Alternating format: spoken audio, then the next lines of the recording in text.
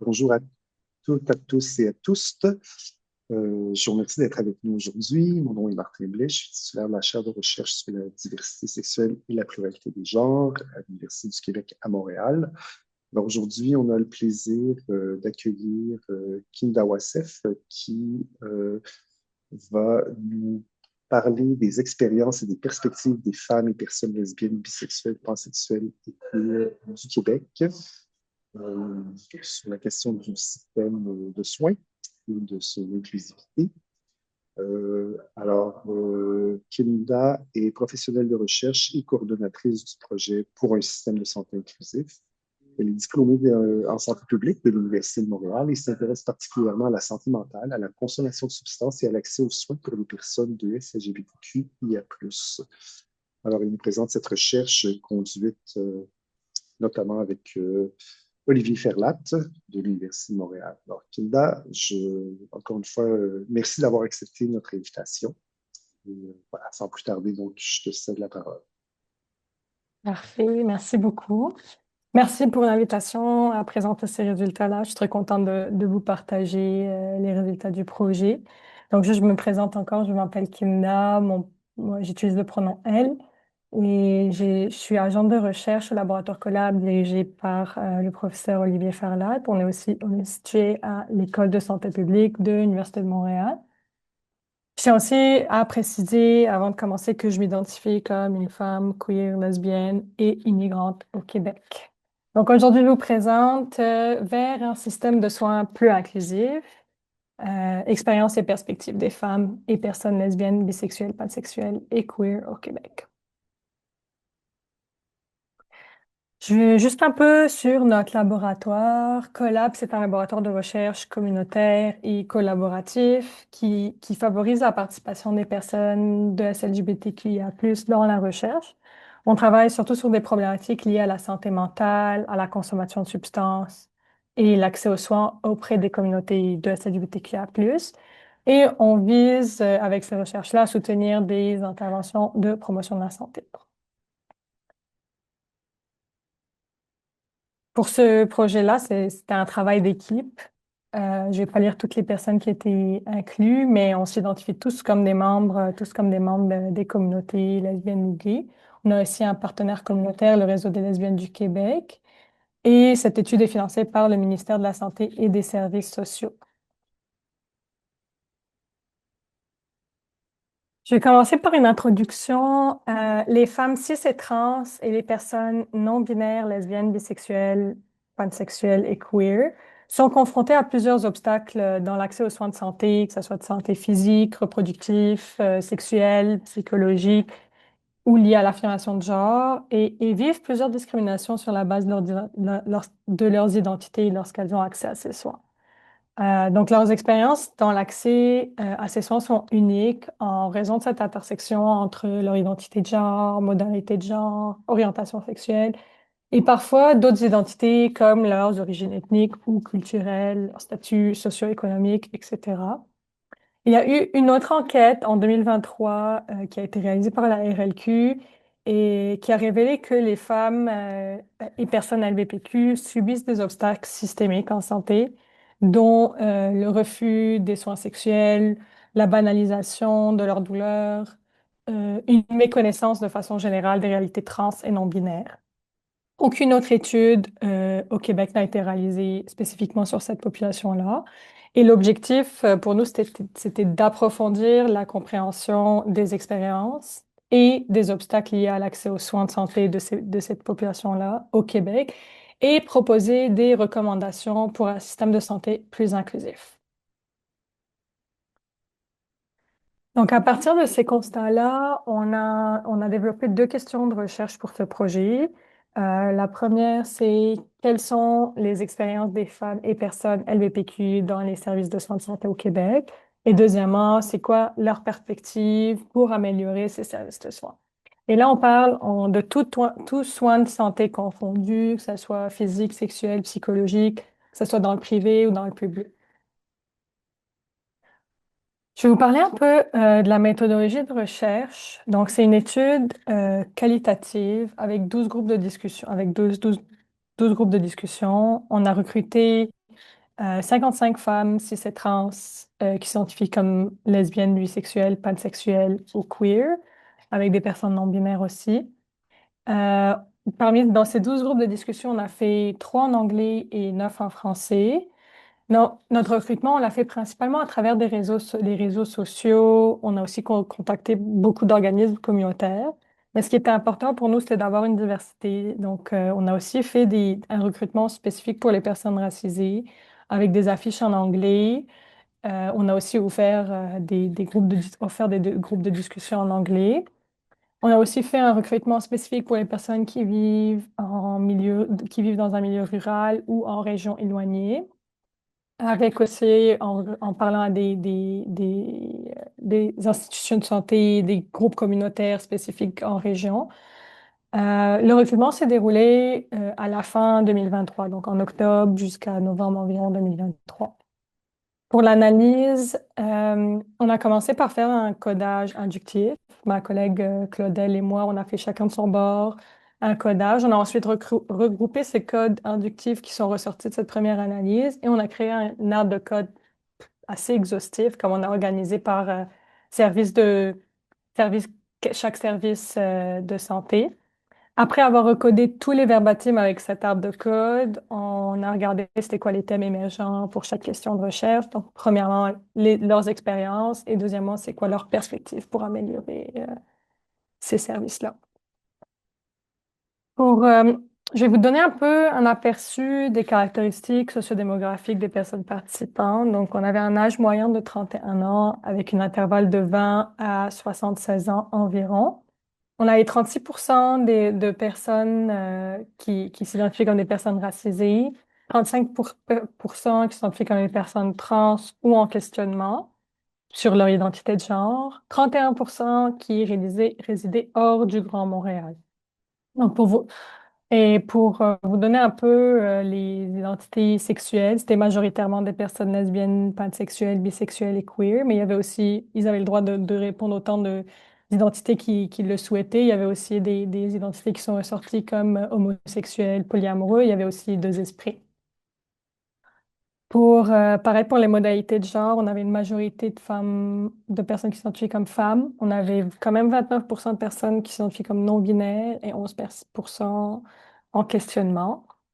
Pour le groupe ethno-racial, on avait aussi une majorité de personnes qui s'identifiaient comme blanches à 66%. On avait 15% de personnes qui s'identifiaient comme venant du Moyen-Orient, d'Afrique du Nord ou comme arabes. 7% asiatiques du Sud, 7% noirs, mais on avait aussi 4% de personnes autochtones métisses spécifiquement. Euh, je vais commencer, on va se lancer dans les résultats avec notre première question de recherche qui était quelles sont les expériences des femmes et des personnes LGBTQ dans les services de soins de santé au Québec. Bon, pour commencer avec notre premier thème, les participantes ont exprimé une incertitude constante quant à l'accès à des services de santé adaptés à leur réalité. Donc, cette incertitude était alimentée par la rareté de professionnels formés aux enjeux des communautés LGBTQ, particulièrement en région, et par des délais d'attente prolongés. Donc, comme la première citation est assez parlante par rapport à ça, on dirait que la première chose qui m'est venue en tête, c'est quel service de santé. Donc, même quand les services existent, les participants disaient qu'ils sont souvent rares, inaccessibles géographiquement ou surchargés. Euh, et ce sentiment-là d'incertitude constant est ressorti aussi à travers le fait que les participantes ne savaient pas si elles allaient trouver une ressource adéquate, tomber sur une personne incompétente ou même se faire juger ou invalider. Donc, plusieurs avaient mentionné un autre élément comme la non-inclusivité des formulaires administratifs. Donc, elles devaient toujours faire une sorte de coming out dans les salles d'attente devant tout le monde. Donc, comme la personne l'avait dit, je cite, il faut que nous ayons le courage de juste nommer ça à travers toute la procédure médicale. Donc, c'est cet élément-là qui a augmenté cette incertitude-là des possibles violences qu'elle pourrait subir. Aussi, cette incertitude a créé un climat d'insécurité qui décourage la recherche de soins, en particulier pour les personnes racisées et migrantes. Donc, ces groupes ont fait face à des obstacles encore plus importants, notamment à cause des barrières linguistiques, de la discrimination ou encore de méconnaissance de leur réalité culturelle. Cette situation peut avoir des répercussions directes sur la santé physique et mentale et exacerbe les inégalités existantes. Donc, la citation de Le Monde, tu sais pas sur qui tu vas tomber, c'est un peu un gamble. Avec cette comparaison-là, on voit bien l'aspect du risque et d'incertitude en lien avec l'accès aux soins. Donc, les participantes ont aussi souligné les barrières financières comme un obstacle à l'accès aux soins adaptés, particulièrement spécifiquement pour les soins de santé mentale. Que ce soit les frais pour accéder à une thérapie ou encore les limitations des assurances pour différents types de soins. Les participantes étaient inquiètes que tous les professionnels qui sont compétents, qui connaissent les enjeux des communautés, se tournent au privé. Et selon les participantes, ils disaient qu'il y avait souvent des enjeux financiers encore plus importants au sein des communautés. Donc, elles étaient encore plus inquiètes du fait que les professionnels se tournent au privé, deviennent encore moins accessibles. Plus spécifiquement, l'enjeu des personnes immigrantes qui n'avaient pas d'assurance aussi à leur arrivée a été mentionné. Donc, elles nous ont partagé qu'elles avaient dû faire des choix assez difficiles pour leur santé par le manque de fonds. Et aussi les personnes en région, beaucoup plus de barrières d'accès pour trouver des services adaptés. Par exemple, on avait des personnes qui disaient qu'il n'y a pas d'endocrinologue dans ma région. Je dois faire au moins 2 heures de route pour trouver des soins d'affirmation de genre. Il n'y a pas de clinique LGBTQ+. Donc aussi, il y a ces difficultés accrues pour les personnes en région. Notre deuxième thème, donc surtout les récits des participantes révélaient un manque généralisé de formation et de sensibilisation des professionnels de la santé aux réalités LGBTQ. Une majorité des personnes participantes ont rapporté des expériences de stigmatisation, de mégenrage, surtout de présomption d'hétérosexualité, de cisnormativité. Donc, lors des consultations médicales. Donc, par exemple, plusieurs personnes ont dit que même quand ils nommaient leurs accompagnatrices, la personne qui venait avec elles comme leur blonde, le professionnel continuait de nommer comme votre ami, votre collègue. Donc, ces interactions ont souvent conduit à une méfiance envers le système de santé et une réticence à divulguer leur orientation sexuelle, leur identité de genre, par crainte d'être discriminés ou d'un traitement qui pourrait être perçu comme une violence pour elles ou comme juste un traitement inadéquat. Donc, plusieurs ont mentionné même qu'ils changeaient leur apparence pour éviter d'être visiblement queer. Il y en a certaines qui ont mentionné devoir changer de couleur de cheveux, des choses comme ça, pour éviter d'être perçues comme une personne des communautés.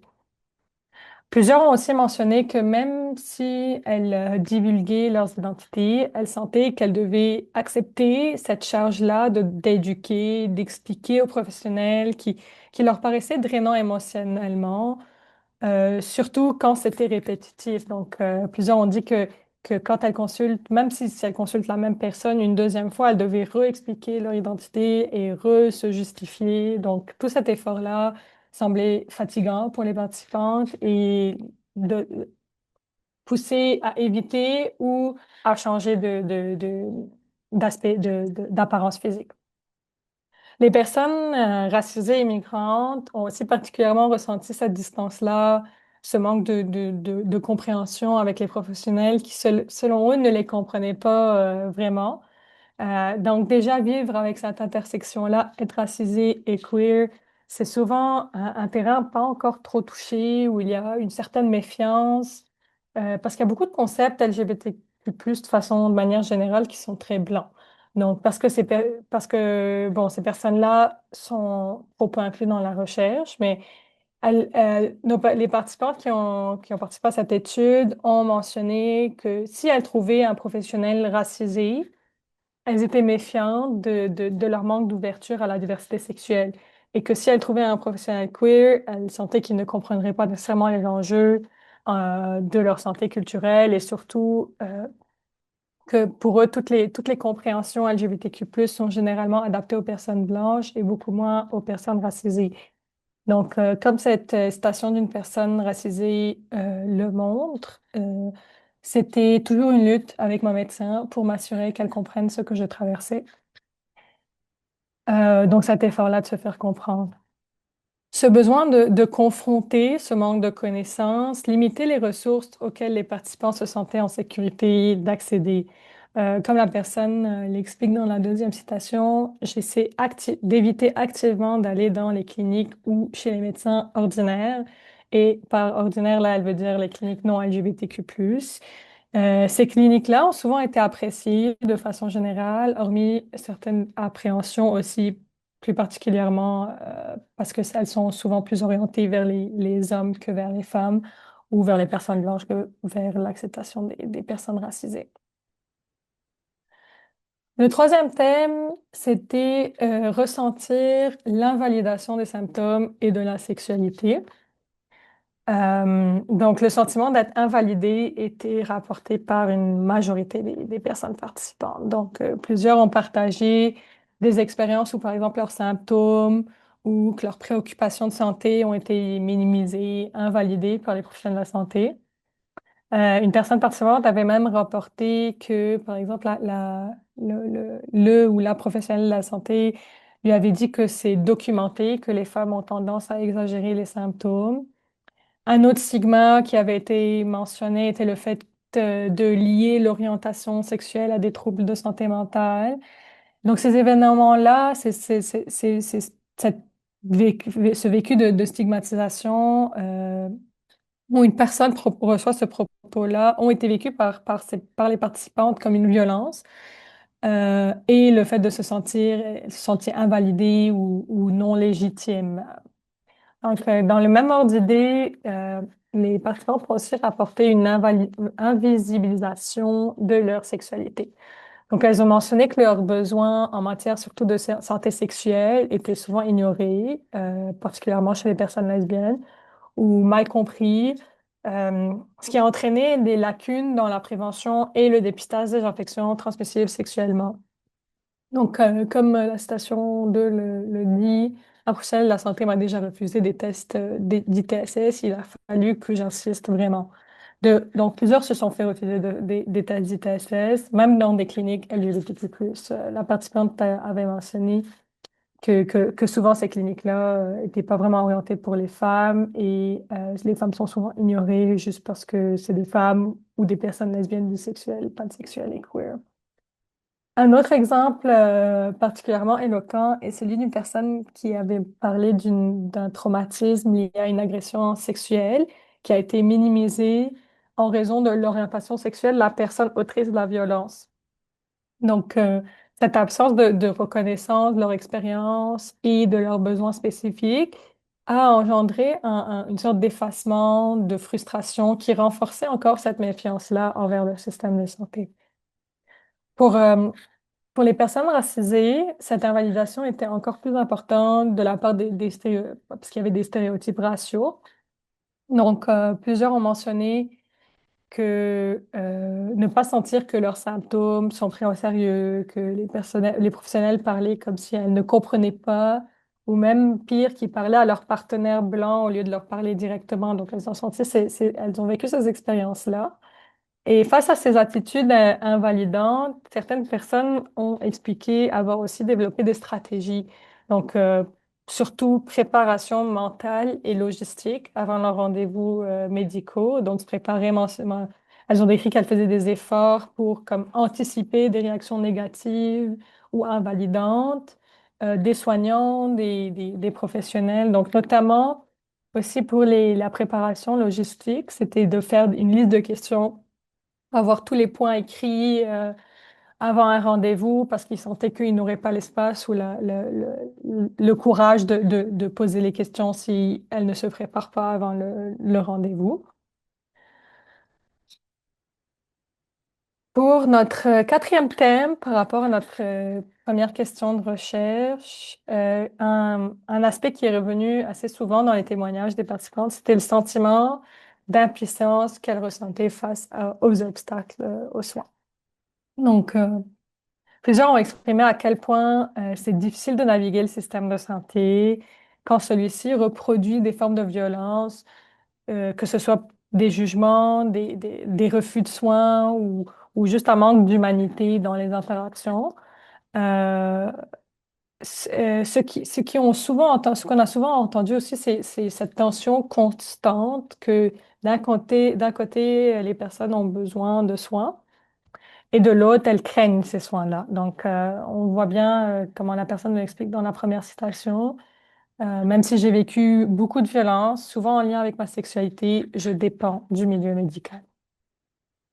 Donc, elles ont décrit des situations où elles se sentaient objectifiées, que leurs identités sexuelles et de genre étant souvent ignorées ou mal comprises. Donc, cette dynamique de pouvoir déséquilibré les a amenées à se sentir assez dépossédées de leur capacité à prendre des décisions concernant leurs soins, leur propre corps. Donc, comme la deuxième citation le montre, il a fini par me dire, je vais t'envoyer voir ce collègue-là parce que je pense qu'il est plus à l'aise avec des personnes autistes. Donc ça, c'est encore l'idée d'objectification, de se sentir comme si la personne est un objet de la machine du système de soins. Le manque d'écoute et d'empathie de la part de professionnels, de façon générale, qui a été mentionné plein de fois dans les groupes de discussion, a exacerbé aussi ce sentiment-là d'impuissance, qui aussi a poussé les personnes participantes à éviter de solliciter des soins, même en présence de besoins médicaux importants. Donc, les interactions avec les professionnels étaient perçues comme profondément déséquilibrées sur le plan du pouvoir et c'était souvent répété que moi, je n'y vais pas, sauf dans des cas extrêmes. Donc, euh, même lorsqu'elles prenaient l'initiative d'éduquer les professionnels sur leur réalité, elles avaient souvent l'impression qu'elles n'étaient pas écoutées ou qu'elles n'étaient pas prises au sérieux, ou que c'était juste comme c'était pas, comme elles avaient l'impression que c'était pas important pour eux.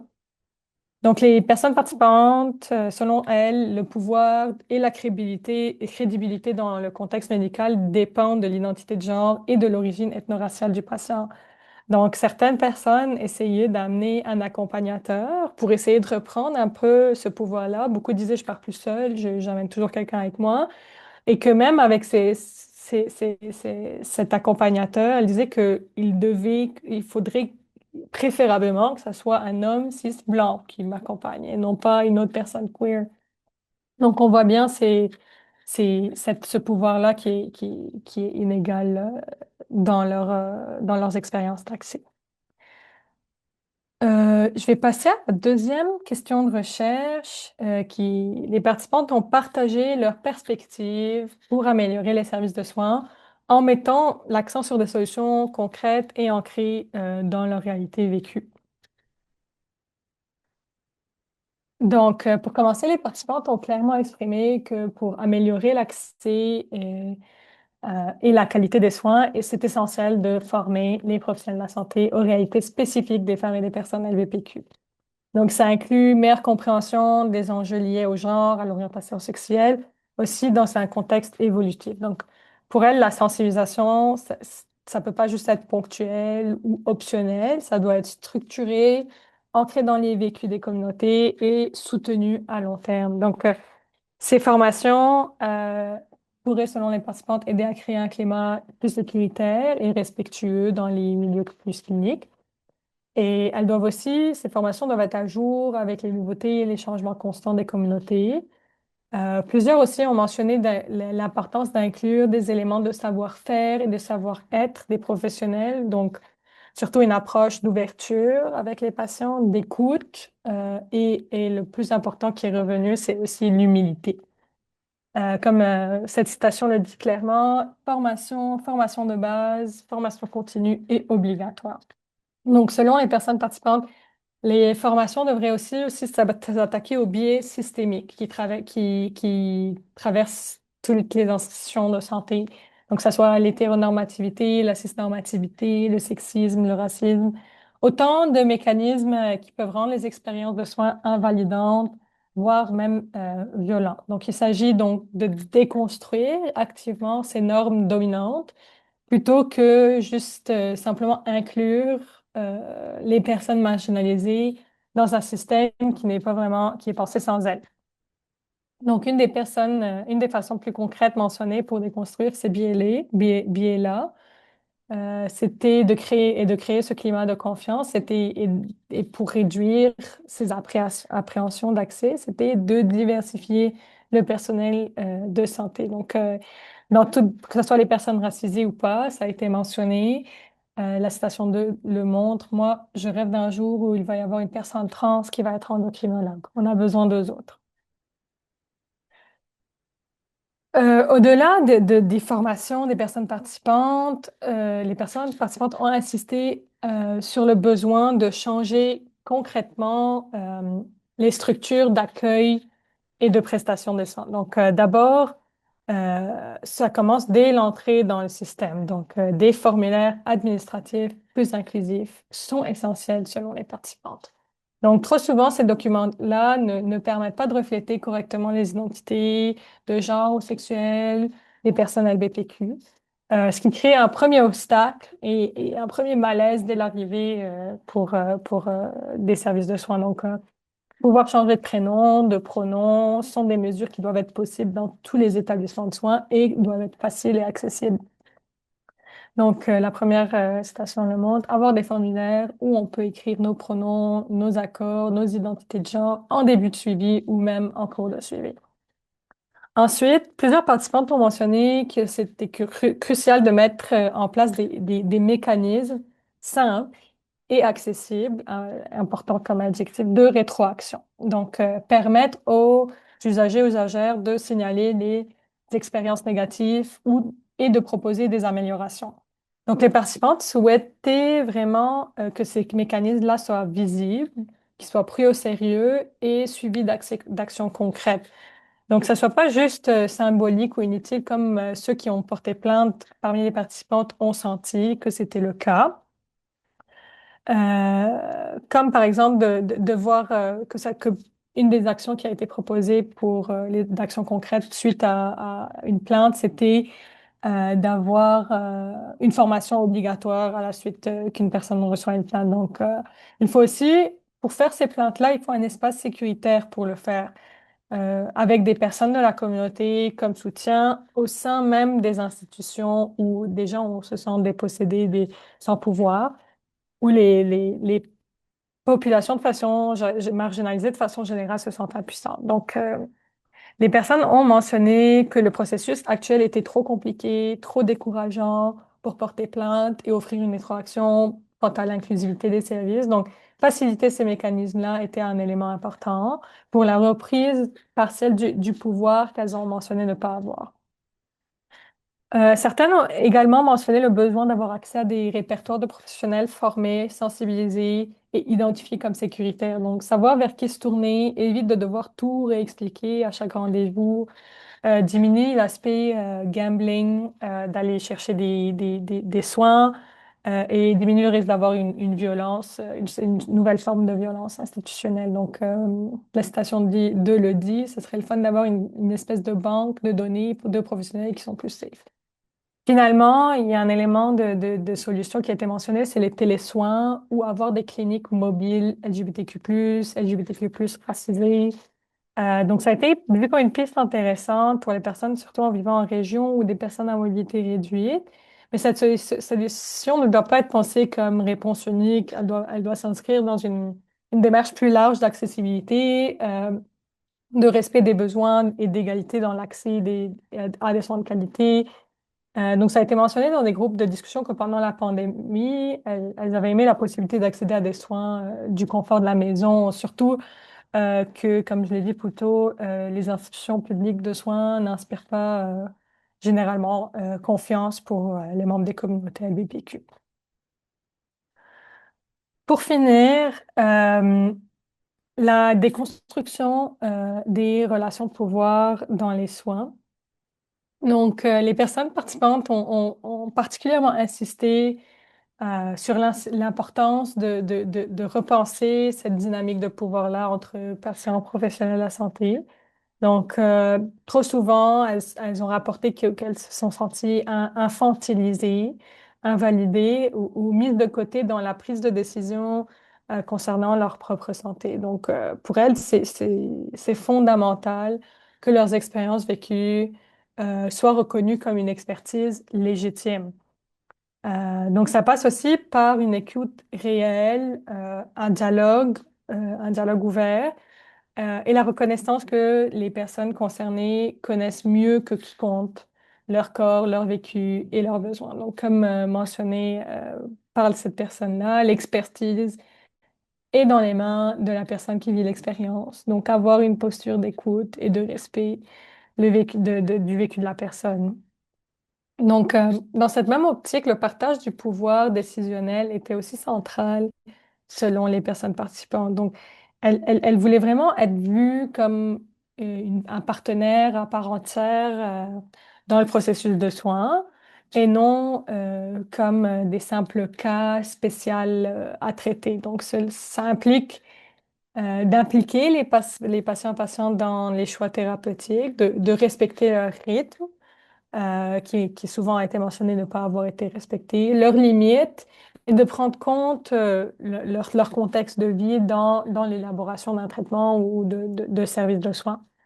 Donc, par exemple, certaines participantes avaient mentionné le rapport au corps dans les communautés queer, que ce soit de la part de la dysphorie de genre ou de différents traumatismes vécus, ce n'est pas le même. Donc, selon elle, il faut que les professionnels de la santé respectent mieux les préférences personnelles des personnes. Et tout ça pourrait rendre les soins plus inclusifs pour les femmes et les personnes LGBTQ. Donc, enfin, il y avait aussi l'idée de valoriser, intégrer des savoirs et des pratiques alternatives qui, comme on le sait très bien, les participants ont dit aussi que c'est souvent marginalisé dans le système biomédical dominant. D'après les participantes, le système a des valeurs qui sont assez incompatibles avec celles des valeurs des communautés. Donc, comme par exemple, valoriser des approches biomédicales, c'est pas nécessairement des valeurs qui sont propres aux communautés. Elle recherchait beaucoup plus des aspects, des approches à des soins holistiques qu'elle privilégiait beaucoup, donc interlier beaucoup de services de soins ensemble. Donc, elles ont mentionné que souvent aussi, la référence, c'est l'homme cis blanc dans la façon dont on perçoit la santé.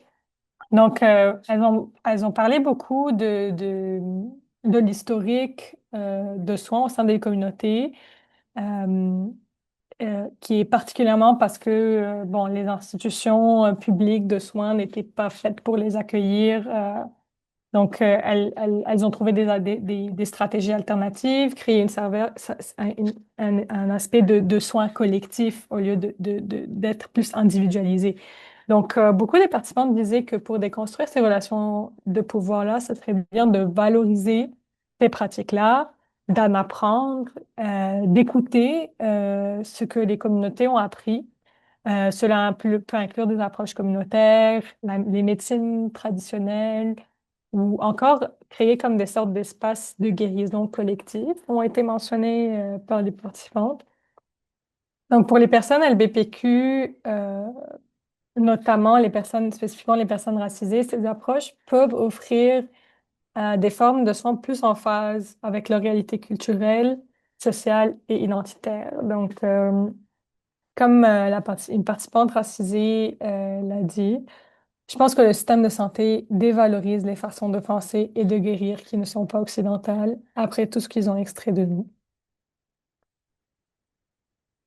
Bon, j'aimerais finir. Voici les résultats pour ce projet-là avec les deux questions de recherche, mais j'aimerais finir avec ce que nous, euh, en tant que chercheurs, proposons suite à ce projet-là. euh, on est content de partager les perspectives des participants et ça, c'est un peu plus perspective chercheur. Donc, premièrement, développer, mettre en œuvre pour les professionnels de la santé des formations intégrant des approches queer affirmatives et transaffirmatives. Qu'est-ce qu'on veut dire par ça? C'est des approches qui sont construites souvent sur une vision non binaire du genre, non pathologisante, qui mise sur le respect de l'autodétermination et de l'expertise des personnes sur leur propre vie. Donc, il y a plein d'études qui recommandent des formations aussi. Je pense que ce qu'on a eu avec cette étude-là, c'est un peu plus du concret par rapport à qu'est-ce qu'il faudrait inclure dans les formations. Il y a des formations qui sont aussi disponibles, sauf qu'elles n'ont pas encore été évaluées, la plupart d'entre elles.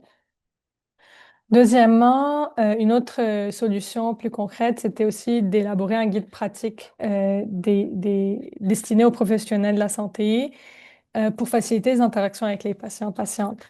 Donc, vraiment, quelque chose de plus concret, comment poser certaines questions, comment référer à certaines identités. Donc, vraiment, un guide plus pratique sur les interactions. Ensuite, on propose de lancer une campagne de sensibilisation. Donc, on a vu que la stigmatisation est toujours présente dans le système de soins avec certaines des expériences qui ont été partagées. Donc, c'est important d'accroître cette visibilité-là et la compréhension des réalités des femmes et des personnes LGBTQ.